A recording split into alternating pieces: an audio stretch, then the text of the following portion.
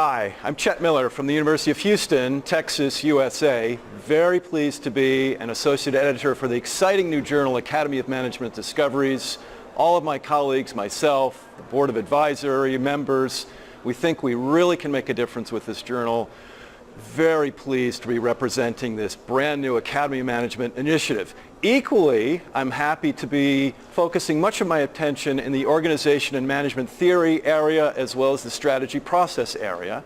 Those of you who know me know that I have spent a lot of time in those areas, contributing research and reviewing papers and whatnot. So I'm very, very pleased to be representing those areas. Now, at this point, most of you probably know Academy of Management Discoveries is a phenomenon-driven journal.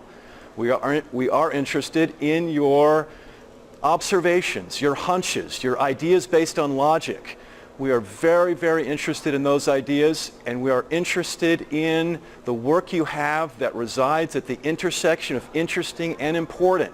You must be there. As you know from your travels in academia, being at that intersection is critical, and it is incredibly important to us at Academy of Management Discoveries. Reside at the intersection of interesting and important. By way of a very, very brief example, I could give you many, but this one seems to be resonating with folks these days. So here's a very brief example. As you know, one of the problems we have in organization theory and strategy process research and in practice is nudging organizations to be more experimental, to be more playful. Organizations, as we know, want to stick to routines. They're comfortable there.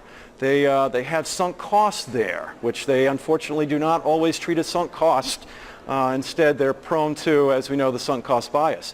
A number of solutions have been proposed to this problem of nudging organizations to be more playful, to be more experimental.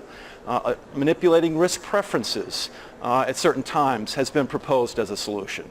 Engineering turnover has been proposed. From the ambidexterity people, we have interspatial solutions, intertemporal solutions, but none of these have quite moved us to where we need to be in the scholarly world and in the practice world. So here's an idea based largely on hunch, some observation.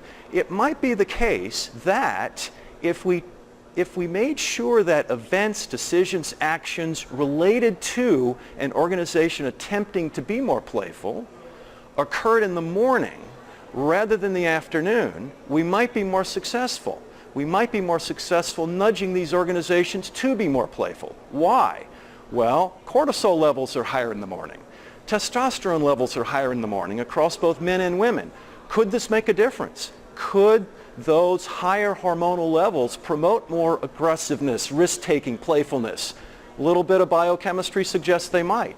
Perhaps we need to investigate that. Perhaps organizations would be more playful if they attended to the needs for experimentation and such in the mornings rather than the afternoons. What if key meetings, decisions, actions took place in the mornings when we needed to be more playful? What would happen then?